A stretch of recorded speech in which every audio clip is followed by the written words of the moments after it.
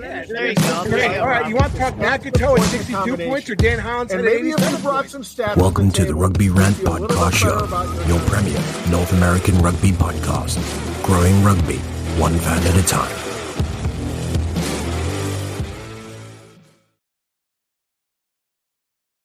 Welcome back, Rugby fans. It's yet time to be able to join us for another phenomenal season here on the Rugby Rant podcast show. And of course, some familiar fans will know these faces. Mine, of course, Ty, the Saffa Brago. Joining me is, of course, Rob the Hammer Hammerschmidt. And returning for the umpteenth time, we bring to us John Cullen. Welcome back, my friend. It's like his rugby career, man. He doesn't hang him up. He just keeps coming back for more. Yeah. Once you think I'm out, they keep pulling me back in. I think I heard that somewhere. I'm not quite sure. John will never ever say die, and he's here for another round. It's funny because John and I were going back and forth probably a week or so ago, and he goes, "Yeah, I'm hanging him up." I'm like, "No, you're not. You're not hanging him up." He kind of had that wink. Listen, I'm telling we're gonna talk about the state of the MLR, but I'm telling you, if teams are still desperate enough that someone is calling me again, we need to do something about our development. Yeah, any chance you want to share who that might be? No. All right. Well, for those of you unfamiliar with the name John Cullen, let me remind you that this guy is a former Eagle, Utah Warriors, and more recently you may have seen him wearing a green jersey. Well, Rob ruined it for a second. It's a Hounds jersey, but he was showing us a different color, which, by the way, is a great one there. And you had a successful season, their inaugural season as well. So a great opportunity to be able to continue your rugby. And we're going to continue it here with you today on the Rugby Rant, because we got exciting stuff lined up for our fans as we dive in today's episode 158. More importantly, we're going to be highlighting some of the news from around the rugby realms in just a moment.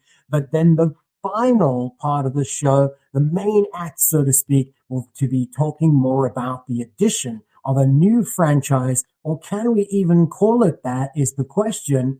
The Charlotte Hawks, also a derivative of the USA Hawks, the development side for USA Rugby. We'll talk more about that in the coming moments of this show, episode 158. And we'll be back in just a moment to kick it off with Around the Pitch.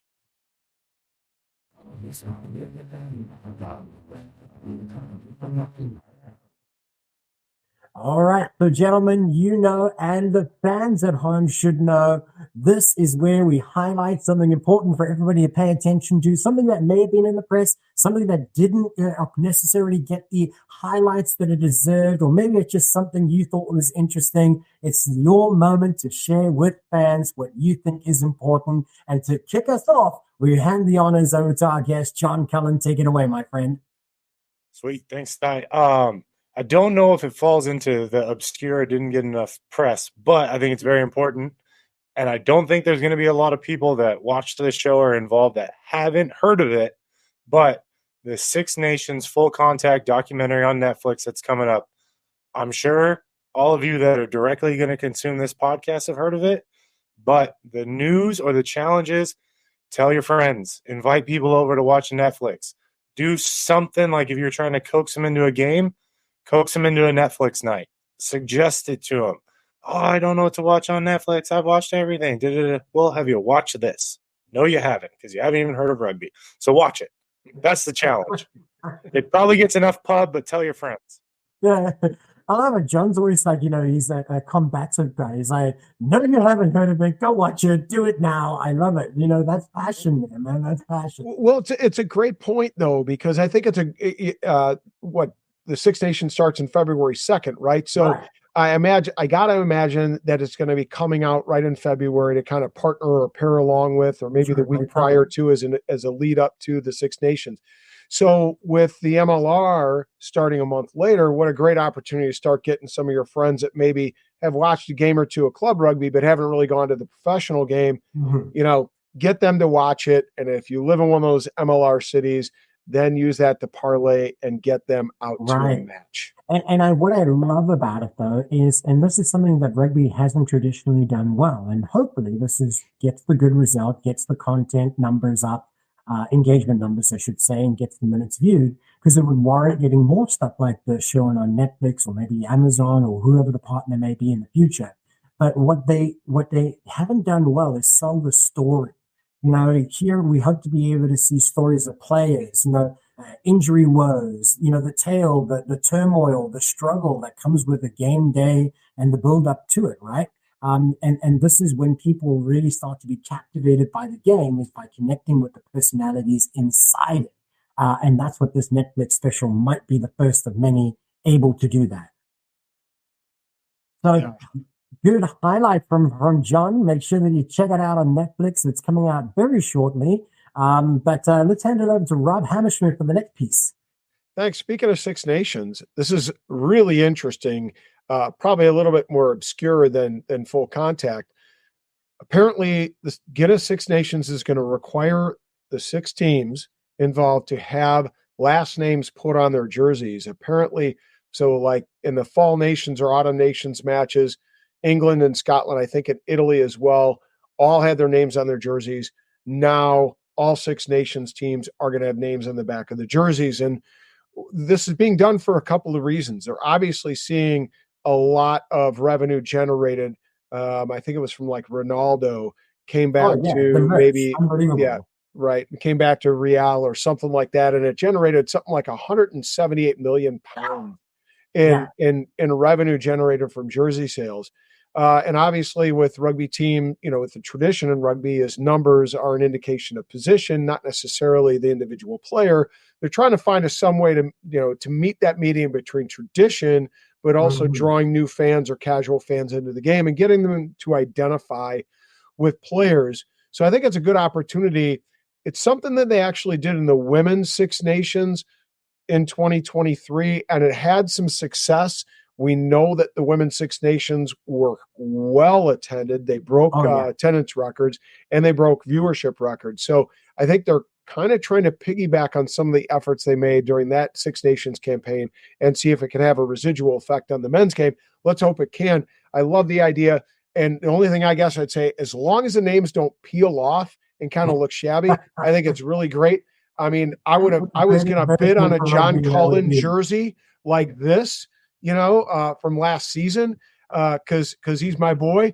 But I know that some his local team was bidding on it to put up the clubhouse, so I deferred to them and bid on JP Eloff, which is actually over there. So, go ahead, John. Jump in, please. Well, it just makes sense, right? Like, we have these rugby values, and it's an entire podcast about how rugby values eats rugby alive when it comes to marketing. But a kid's gonna rock, or a dad's gonna rock a Scotland jersey, or everyone's gonna rock an Ireland or an All Blacks jersey. But the kid wants a Finn Russell jersey, right? The kid wants an Eben Etzebeth jersey.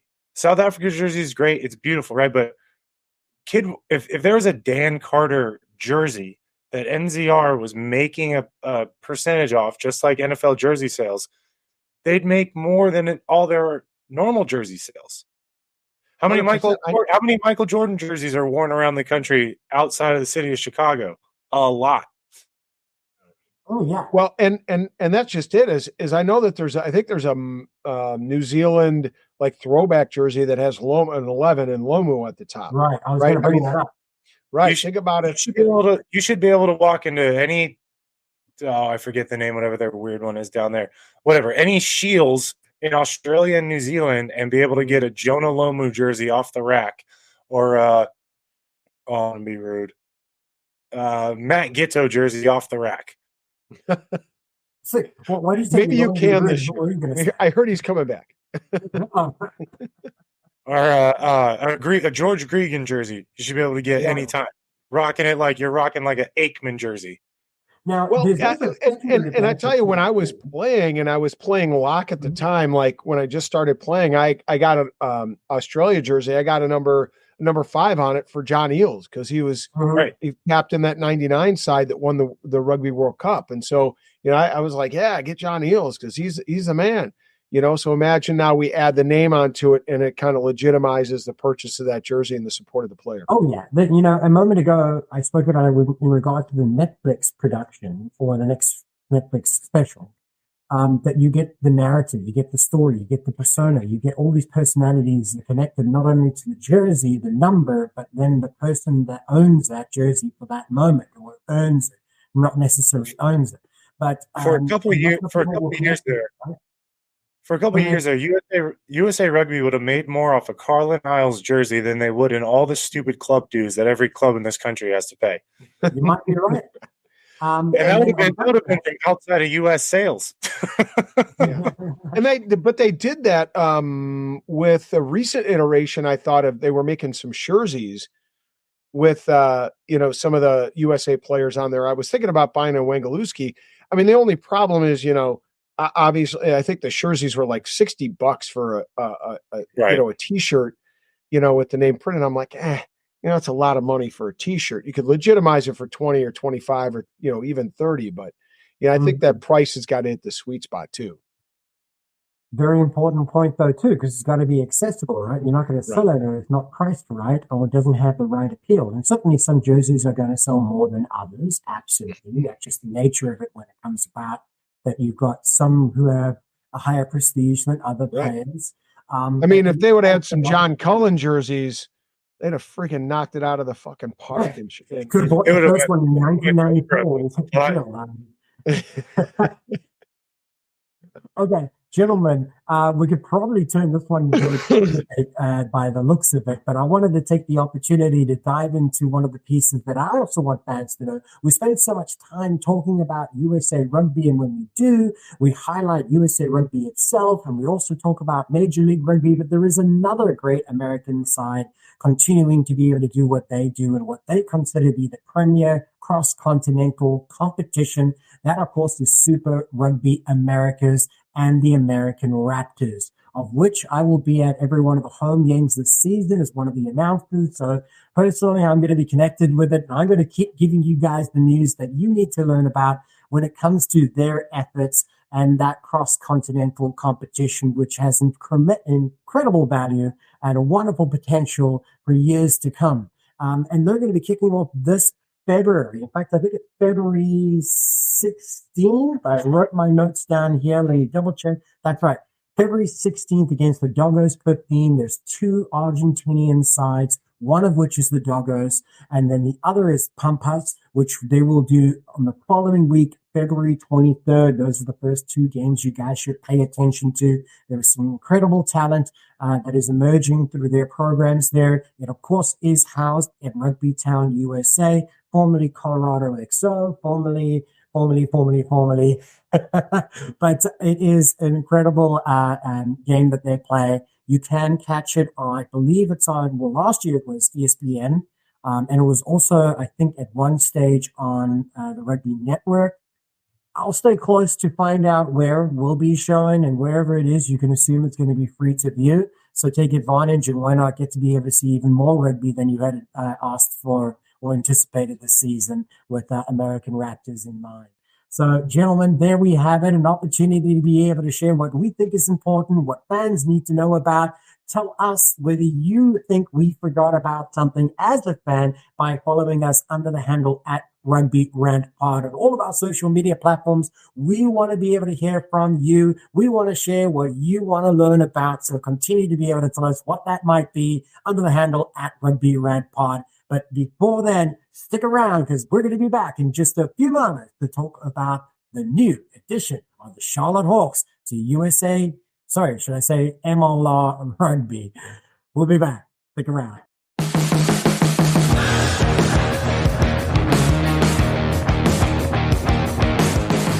All right, and welcome back, rugby fans. We're here to be able to debate the main story. This one recently came about through a little bit of turmoil. It's been a turbulent time to be in Major League Rugby. At one stage, we were at 14, then down to 10. I don't know. It feels like somebody trying to explain to me what is the Big Ten and what is the conferences in college football, because there's never 10 in it. There's 12 in one. There's 14 in the other. It's a bit of a mess by all standards. And nobody in the MLR can keep a secret very well either. That's the other thing. I mean, things broke on social media, Reddit, etc. before we had any snippet. So let me take the moment to be able to identify more clearly for those tuning in what is the topic of debate. So in the fallout of New York, the Arrows, and the change of location and position from Rugby ATL's traditional home across back to LA, where we get another franchise in an important region, there's been a lot going on. And just when we got the schedule released and we knew what we thought we were going to be in for, suddenly there's another curveball and we have to be able to change the calendar again. Why? Because the Charlotte Hawks have arrived. Who are they? Well, for those of you not familiar with this, it is a development program that is identified primarily under 23-year-old players in hopes of creating a platform for them to be able to exceed expectations, get great competition, perform in a professional environment, and eventually represent the United States on the world stage at the 27 Rugby World Cup and 31 on home soil. That was funded in part previously by USA Rugby and also some Major League Rugby partners. Now, with the backing of World Rugby, which is really, none of this is going to happen without extra money, usually what it comes down to, and who is providing the piggy bank sources? World Rugby, not only for this season, but for seasons to come, is the understanding. So we got longevity in mind, and the Hawks are going to be no longer solely a development program, but they're going to be a fully fledged member of Major League Rugby, competing as any other franchise would. However, they do have some challenges and they do have some other long-term goals that they need to achieve to satisfy the investment from World Rugby, USA Rugby, and Major League Rugby itself. The gentlemen here between Rob and John, I am going to steer a few questions your way. You're going to give us your opinion as we do week after week here on the Rugby Rant. And I want to hear from you guys what you think. And first off, John, here's the first prompt. Development versus immediate impact. A lot of people online have already said, is the focus going to be that they're going to be a competitive team? Are they going to come out guns blazing? Are they going to just be cannon fodder for every other MLR side and easy points on the board because they're fielding a very young team and their focus is not about winning a league, but by growing a team to represent the USA? So development versus immediate impact, where do you stand? Yeah, I think some of the point of views are correct. They're just kind of weird where it's like that development and competing are two separate entities. Like you can't develop and be competitive and want to win at the same time. That's a really weird thought process that I see online all the time. Like if I'm developing guys to go play for the national team and win a World Cup, I'm developing them to win rugby games. So it's kind of samesies. Now, if your argument is, will they be competitive and have an impact? My gut's going to say no, because for all the reasons that are right in front of us. One, it's very late. However in the world they're going to find 35 under 23-year-old U.S. eligible players able to move to Charlotte, North Carolina in the next couple of months and or leave their current MLR teams? Good on you, whoever is their GM and player development guy, and whoever's doing their housing, my God, good luck to you. They must be doing a good job of recruiting me if they got it right. Yeah, whoever's doing their housing, my God, good luck to you. Those are some of the side stuff, but the development piece, I think, is very attainable. The impact and competitiveness is going to be very difficult. I mean, we've seen MLR teams with professionals and full-grown men struggle in their first couple seasons. We've seen, I just was a part of one that was, you could call it a struggle. I mean, everyone could have their own interpretations of a struggle, but we didn't reach expectations as a team. That's for sure. Right. And that was a team full of professionals, internationals, Right. and But the experienced point is, players. you know exactly what an inaugural season looks like, having done it. Right. And you know, even when you put the right pieces together, the puzzle doesn't always fit.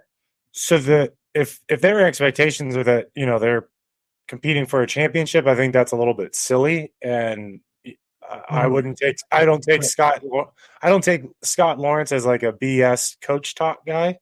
So I don't think that's going to be up on the board. I think if there are development criteria and things that they're going to go by and stand by and set realistic goals and expectations and what they want to see, yeah, of course they're going to accomplish that, no doubt. Let me throw this back at you. Realistic in your mind. Let's put your coach's hat on for a moment. You're in the chair of Scott Lawrence. If he chooses to even take that chair, it's still debated. What would you say is realistic? What would be a measurement of success in year one? I mean, you've been through it. You've had these conversations with the Hounds. It wouldn't. I bet there would not be one point of conversation about wins and losses. Yeah. Not one. I would not doubt that for a second. There wouldn't be even a discussion about wins and losses. It would be seeing what you got, what they're capable of, and where they can go, and then you've got to plan that out. So just kind of realistically, you're talking about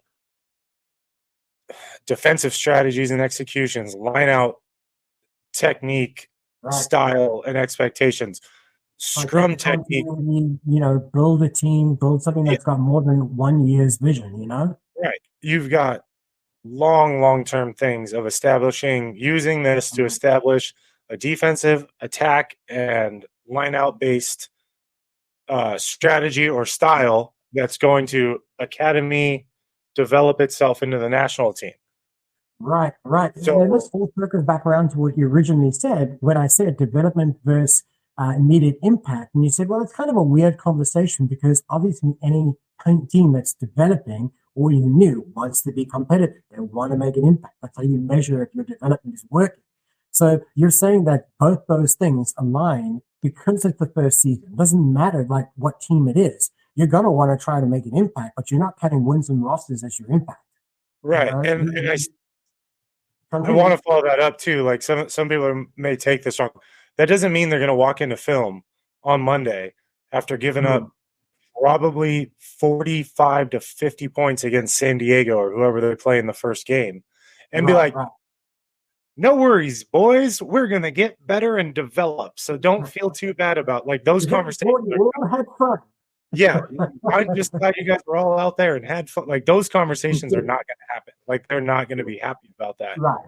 But they're also not going to walk in like, hey, we just got to do our job and be on the field and you're going to beat San Diego. That's also silly. It's like, hey, you're going to have to do every single thing that we've told you to do right and not make mistakes for 80 minutes, and we might have a shot to win it, which is a marginally impossible task for every single rugby team that's ever stepped on a field. But here's the criteria. Here's what we want to see from you. Right. And it makes sense. And to sum it up for our fans tuning in here, it sounds to me like you're saying that the development goals aligns with your first season goals anyways, which is to be able to play good looking rugby, to learn from every opportunity, to be able to grow your team, work on the basics, build continuity, so they are aligned with each other. Will they make an immediate impact to be able to be in a playoff run and possibly a title run? That's not the expectation in year one from most teams. So why would it be put upon this team? Rob, what have you got to share? So I think Scott Lawrence is playing the long game. It's really about development. And I agree with John. It's not like they want to sit there and look losses that they have, and they will have them in the face and go, all right, here's a trophy for you. Good job. Here's a trophy for you. They're not going to do that, but there is a long game. Breaking news here. This was in the works better part of a year ago when we lost the opportunity to play in the World Cup in 2023. There was a plan in place. And initially the Hawks were brought about and there was talk and discussion. Don't forget, they played some exhibition games against, Super Rugby Americas. I believe the idea was either get into Super Rugby Americas with a team or get into the MLR with a team. But the idea was we've got to have these young players playing at least 16 games a season together, in addition to some international competition branded as, the Falcons, or branded as U23 Eagles, or whatever they're going to be branded as. Doesn't matter. We've got to get them playing, 20, 30, 20 games together, or minimum a season. And yeah, that will be a core of guys. And will there be guys, coming in and out for the international components? Yes. But we want to establish a brand of rugby. We want to have a pattern of play. We want to have a style of play, all the things that John talked about. And I think that's part of the long game, right? Now, what I believe is going to happen is, yes, they're going to bring in those young guys, but I believe that they're going to bring in some of those guys that have Eagles experience, that are long in the tooth.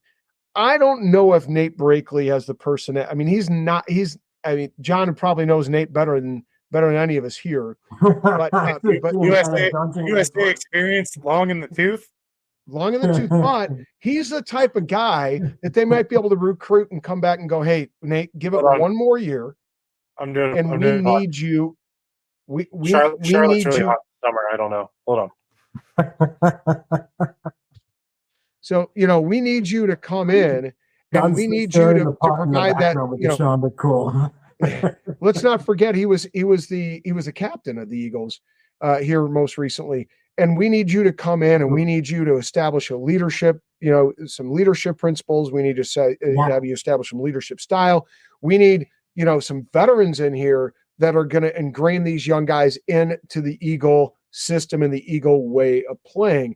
And so, I think there are guys out there. To me, it's a shame that this didn't happen sooner. Like, it wasn't announced in July on the heels of the final or on the heels in August of the MLR draft, to where, okay, by happenstance, New York, falls apart. Now they can take a guy like Butch and bring him in. He's certainly a leader on the Eagles that would steer that ship the way they want to go.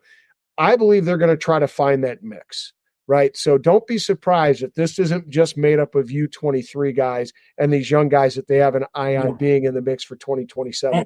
I believe that they're going to use some of the vets involved to really ingrain the style of play and the attitude that Scott wants to establish in this. I'm so glad that you brought this up, though, because it's already walking straight into the next theme that I wanted to touch on, which is leadership. And you spoke about this. Not only is it on the field, but also in the administration, and also in the coaching style. There's a lot of different aspects to be able to look at, but team identity and leadership are very much linked. So the identity of the team up until now has been suggested at the development side, and how it originally existed is mostly 23-year-old and under players, because that perceived as the generation is going to take you on to 27 and on to 31. Definitely a lot of great merit behind that. But as Rob pointed out a moment ago, in order for you to make an impact and also to be able to get the right leadership that nurtures that generation, next generation, you need to have some experience.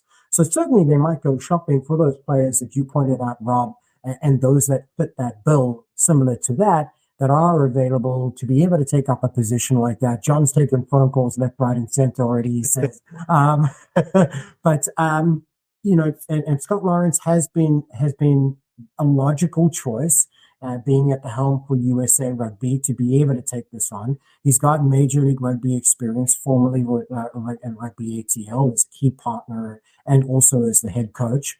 He's got USA Rugby experience at development level with the U20s. So if he chooses that, it's a natural fit. If he doesn't choose to take that, we're going to see who will be the head coach, but I'm sure he'll be very heavily involved. They still got to put together a coaching complement.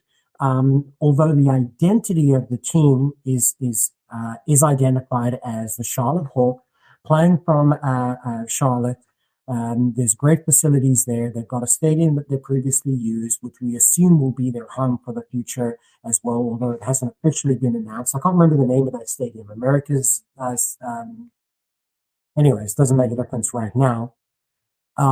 So they need to be able to get now that they're in MLR side, some sort of fan engagement, sell some seats, get some money coming back. Because not only can you imagine that USA and World Rugby and the MLR partners are putting money into this, they're seeing it as an investment, and all investments have to pay out at some point. They have to show dividends at some point. We can measure that in different ways. Let's put it out on the table here. Team identity and leadership, and also measuring some of these successes when it comes to those two things. John, what are some of the thoughts that you have around identity, fan engagement, and also leadership? Yeah, the fan engagement and developing that, I have no idea. It's how much are they? I guess here's my thing: how much are they going to embrace being the Charlotte Hawks, not the U23 Hawks? Because you have to do that if you want to sell tickets. I'm sorry, you can't.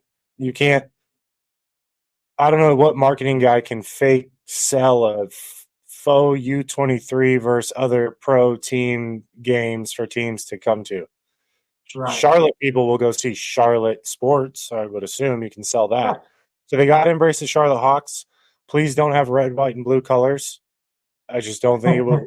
It's just not going to work because then you're not the Charlotte Hawks. You're the Hawks. That's true. Yeah. Really have that if – okay, perfect. That was a fake one, whatever. Whatever. Yeah, it was. Like blue.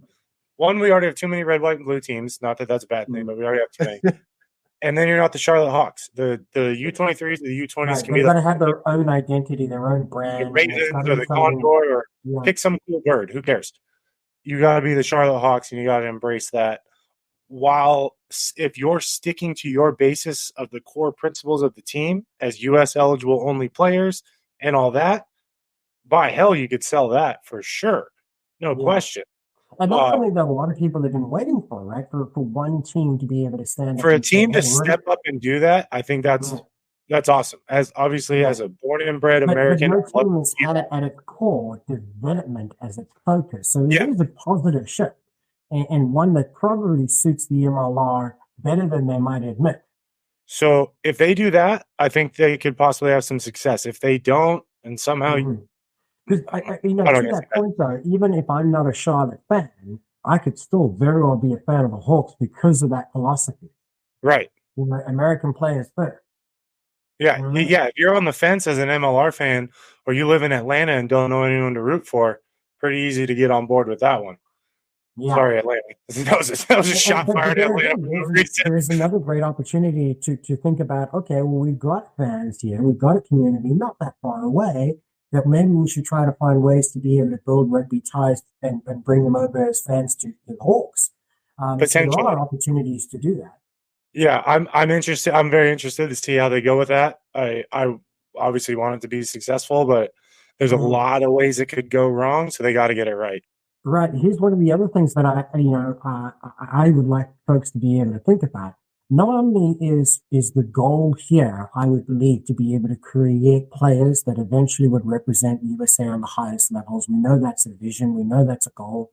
They've come out right and said that. But it's also an opportunity for American rugby to be able to say, we can actually make a business and run a profitable franchise. We can learn the administration. We can budget. We can create a franchise, because essentially this is a branch, in a way, of what USA Rugby is. You've got USA Rugby coaches that are going to use, USA Rugby potential players that are going to use, mostly American eligible or will be eligible within the next few years, most likely. So it's an important opportunity for them to be able to say, hey, we can run a budget properly. We can produce good results on the field and also off the field. So there's a lot of great ways to be able to do this, because it's one of the criticisms with USA Rugby is that when they get money, they spend it unwisely and they don't get the great results. So here's your chance. Here's your way to be able to show everybody again that you can do something good with what you're given. Rob, I'm sorry I jumped a little bit further along there, but I hand it over to you now. I want to address two things. One of them touches a little bit upon that viability piece and the long-term elements that come that are sustainable through funding and through commercial partnerships and ticket sales and all that other stuff. But I want to address something first. You talked about the team identity and leadership. Mm-hmm. So I'm going to throw some names at you. Okay. And these are names that have always been close to Scott. And, John, you probably had some conversations with Scott, or at least have some familiarity with him. But Brendan Keene is a guy that's been in the mix, worked with Scott heavily in the past. Brandon Sparks. He's currently in the women's development and identification process with USA Rugby. So he's already in the USA Rugby mix. Neith Greeling, somebody we've had, and we've had Brandon on the Sparks. Yeah, he's popular for he followed Scott from when Scott left ATL, and then Scott got the USA job. He followed him up to be with the Hawks when they moved up to Charlotte and started kind of this newest, the last iteration of the Hawks that started, with this youth movement and U23s, et cetera, there in 2023.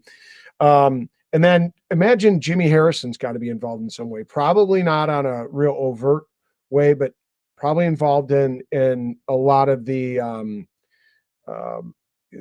video analysis, because he's doing it for USA Rugby. So those are guys that I would expect to be in the mix at some point, in some way, somehow, some form, some fashion, just with the leadership. I don't think Scott is going to be the head coach of this team. I think he's got enough to worry about going around the country, going and visiting MLR teams, watching different players play in order to make, and identify guys that he wants on his roster that are playing a style and able to play the style that he's looking for. He's going to be going around to, sevens programs, and, and I know he's out at various, events this summer. So he's got his hands full there. And I know one thing about Scott, it's something that he and I have talked about actually before, and he likes to develop coaches underneath him. He's not afraid to develop a guy that he has kind of said he wants him to take his job. Right. You have to empower those around you to be successful. Right. You put those people in so that you can step away when you're ready. You know that you're putting it in good hands and you're leaving something in a good place, better than when you got it. And you're going to see it get better from when you leave it. So I know that's Scott's mantra. So I just don't think he's going to be involved in at least in a hands-on way from a head coaching standpoint. Now, here's one thing I want to make a point of, and this is one of my concerns about the Hawks endeavor. Don't get me wrong. I love the idea. I think it's necessary for the growth of USA Rugby with an eye in 2027 and 2031. My issue is in execution. And so I'm going to go to the fact that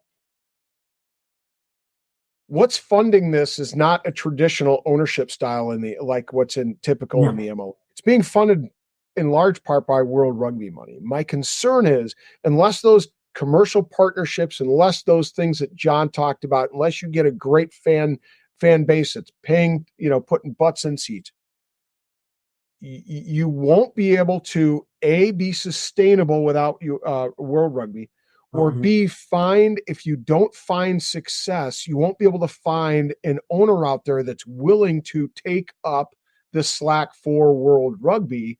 And therefore, that's my big concern, is that this, is there a sustainability without World Rugby, right?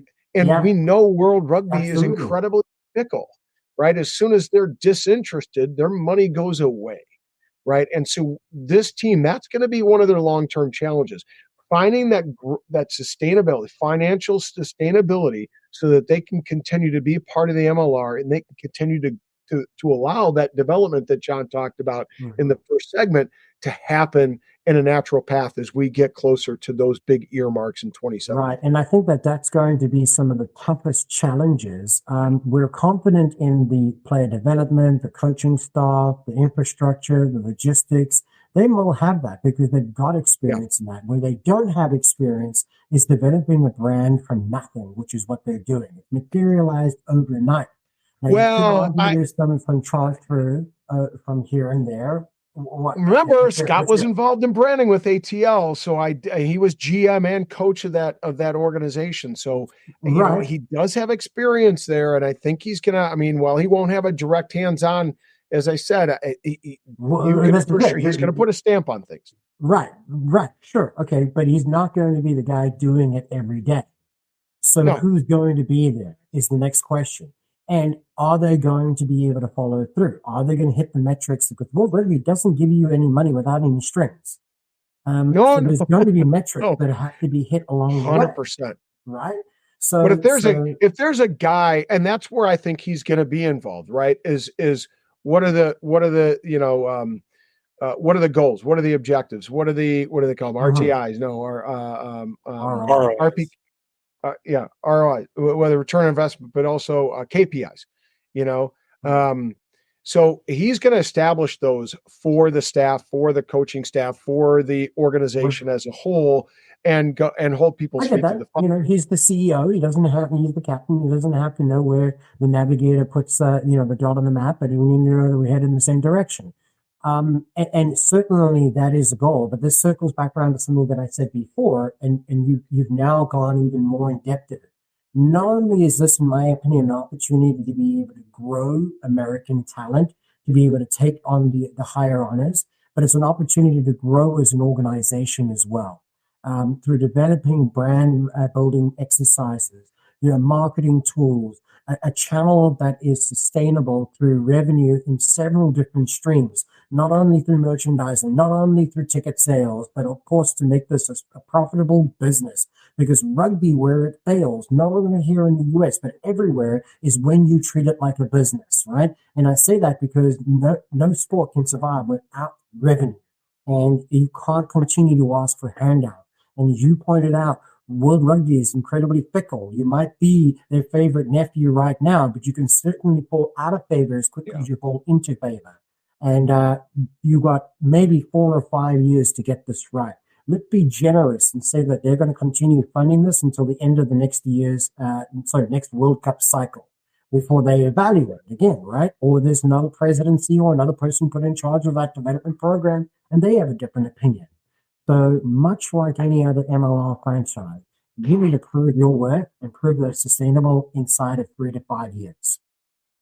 Yeah, and nobody understands World Rugby, at least from American perspective, better than Scott. He gets it. Right. He knows all those things. He knows what the expectations are, and he knows the challenges of dealing with World Rugby just in terms of their finances and sustainability. So like I've always been a big believer in him. I will continue to be a big believer until he proves me wrong, but everything he's done well, and he's met the benchmarks that he sought to meet. So I have no doubt that this will be the same. My concerns come from another area, which we can get into further down this conversation. Before we transition out of this one and into our final piece, I was just looking at another piece of information here. America's Rugby News, obviously a wonderful resource for American rugby fans, North American rugby fans in general. They suggest that while most teams in the US, I think it's 10 is the limit for a game day roster of internationals. I might be wrong, but I believe it was 10. They're suggesting that they will not exceed 6 is what they got. So, that's 4 less than what you would see. So obviously you can expect 6 internationals on the starting day roster for the Hawks. That's where that experience is going to come from. Now you need to be able to have a little bit of this, but I think that when they say international, it means that yes, they can be international, but the focus might very well be that they're having internationals who have not yet qualified, but may very well qualify before the next round of World Cups is due. Exactly. And there's so I think back, a couple of years ago, a guy like, Brad Tucker, a guy like Reichert Hadding, guys that were guy like a gentleman you played with, Michael Duvall, that were all kind of in that process to get that 5-year earmark.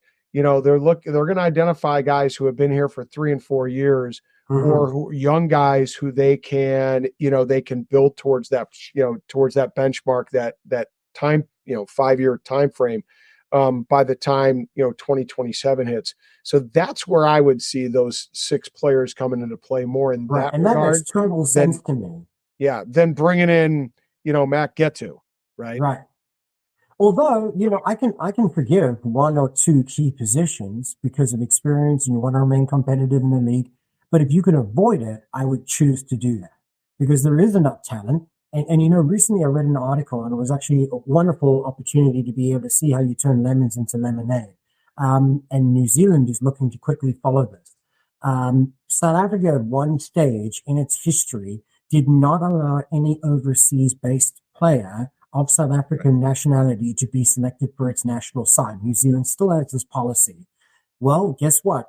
That was lifted some years ago with the help of Rassie Erasmus, wonderful genius that he is, or, you may consider him an evil genius to some. Right. If you call him an evil genius or a genius, either way, same thing for us. So why I bring it up though, Ninabe, who of course was representing South Africa at this last World Cup alongside Rassie Erasmus, now taking up a coaching spot in Ireland, was interviewed, and he said actually this was a really, really good thing for rugby. Not only did they gain experience elsewhere, but what it allowed was domestically for players to fill those spots and get more opportunities and more game time, and to finally identify a lot more talent than we might have overlooked. And they might not have had that chance to play on the best domestic stage that we have available to us. So instead of being able to have one guaranteed pick for each position, they were spoiled and had 3 or 4 good options for each position. That's where you want to be in America.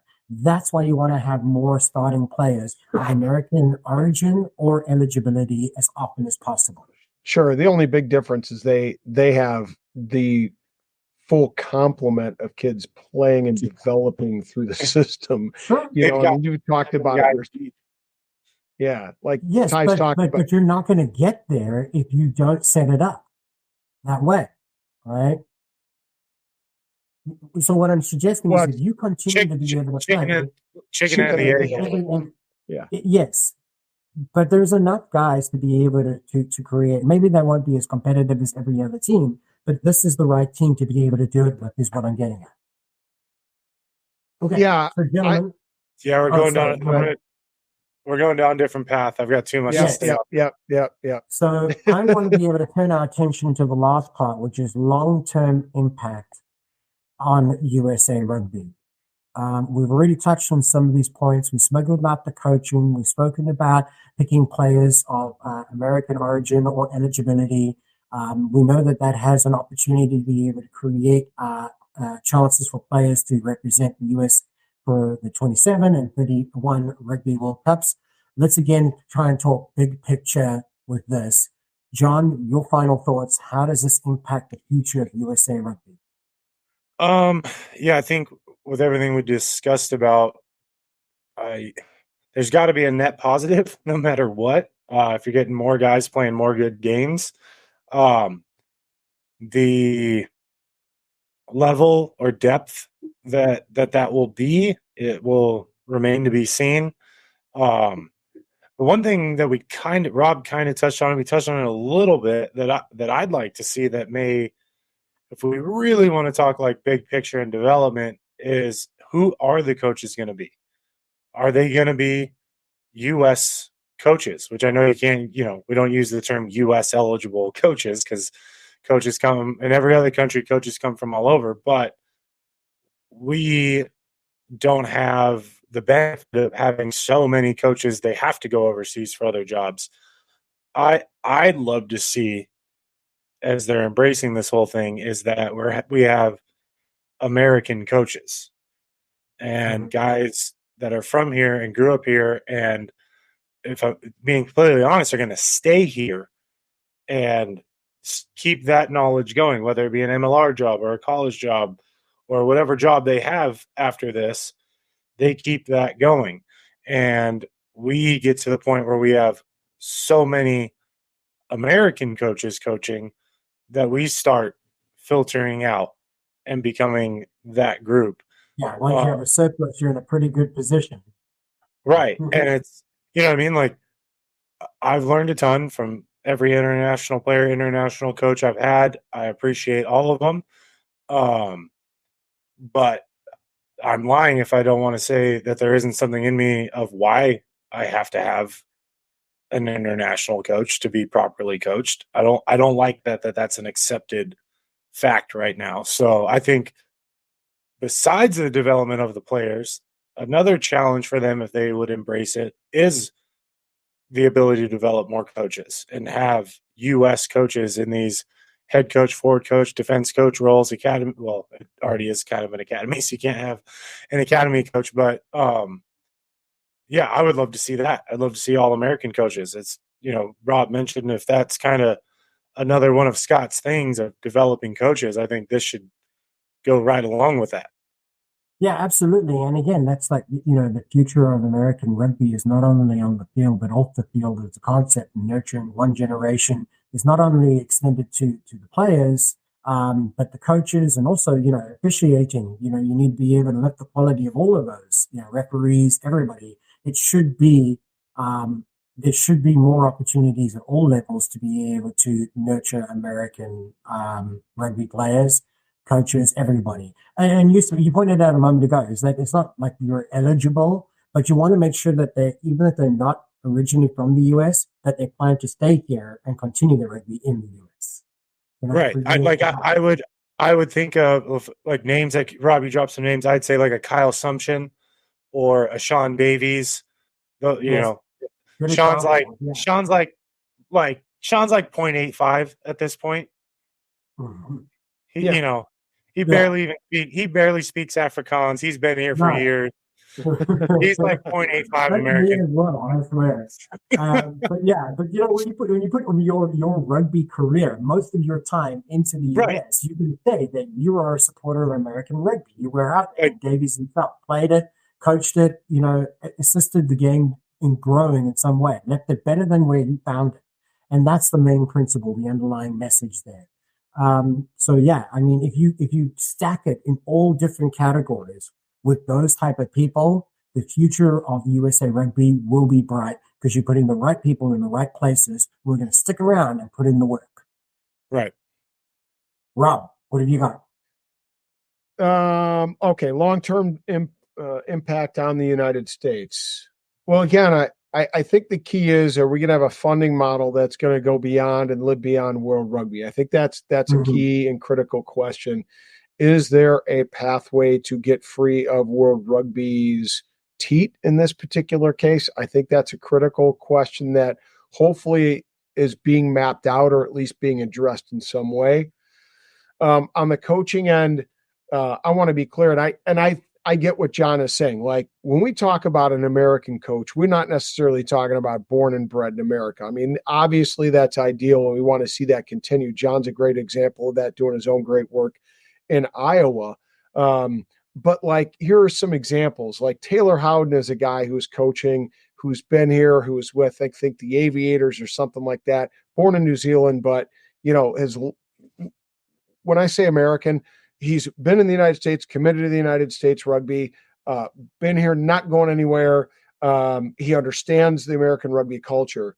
So a guy like that, Nate Osborne, in the same mold. I'm not saying those are necessarily guys that I want to see developed into this system. I'm just throwing out examples of guys who are, although foreign born, are still considered American coaches because they've developed, they're committed to it, and they're developing here and want to see American rugby become developed. But don't be surprised if we don't see somebody of note man this ship, somebody who can bring some panache, somebody who can bring international eyes, somebody who can bring a professionalism to help these young guys along. Okay. Who's the coach that just got fired? Well, John? We can't afford him. You're out of your mind. But yeah, I agree in general with John. Like, look, I don't care if they're foreign born or not, as long as they're committed to staying here and developing here and going to pass out knowledge along to American coaches who are going to be at the youth levels, who are going to be at the college levels. So we can see that those long time, what's that? The hard thing about getting an international is that that they're only going to be here for a short while. So you need to be able to soak up as much as you can in as short a time as possible. Heineken Meyer going into Sabercats is an example, right? Who's made it committed. Human as well, coach, 2 South African coaches brought on. And as a result, their influence in that team is predominantly South African. So it does bring an influence with it. Sure. But it doesn't always suit American rugby or help American rugby. I'm not picking on the Sabercats here. I'm not right. Yeah. If for some reason their ties with the Sabercats are broken, they're going back home. But like Emil Walton is a guy who's been here, who's brought that foreign understanding and foreign influence, and who's committed to developing that. He did it down in Louisville. He's been with Nav Sevens, So, but both of those guys, but all those examples were here in America in the rugby community before getting a position of that nature. If you're suggesting somebody is getting a position to come in from outside just to fill that role, I don't think it has the roots to it. I don't think it has the community reach. I don't think it has that. It's going to be more like the same pattern that we've seen before. And that's why I'm saying I think there's got to be a development. It's got to be somebody who's is willing to be committed to development. You want to my opinion. If it's an outside guy, you want a Mike Friday and not a John Mitchell. Yeah, that's all I'm asking. Yeah, I want a Mike. If you're coming in to do the Hawks, I need a Mike Friday commitment. I don't need a John Mitchell. Correct. Agreed. 100%. Somebody who's going to be here for the long run. Yeah, right? You're not using it for your next job. Right. And did you play for Mitchell? No, I was in boot camp or basic training, airborne school, and medic school during his stint.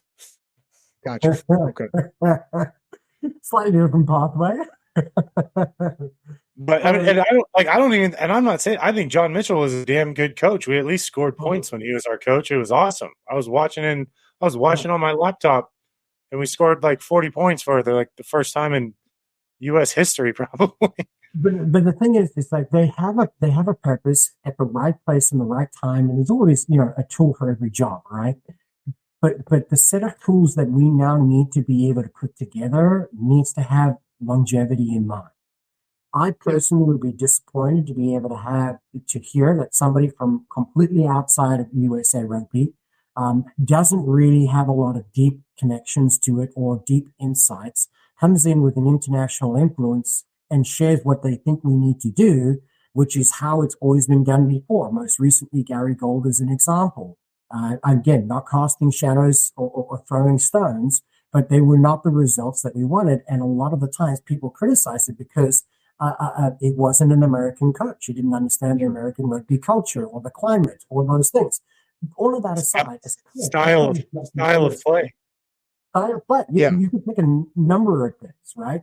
That why it wasn't. So, and we've got more examples going further years back. So why would we choose to repeat that if we are going to? I'm just saying, doing the same thing. I'd be disappointed if we didn't. The only thing I would say is that you can bring a guy like that in if then you have pieces around him that can kind of bolster up all the elements you're talking about. Understanding U.S. rugby culture. But that's everything being able to done.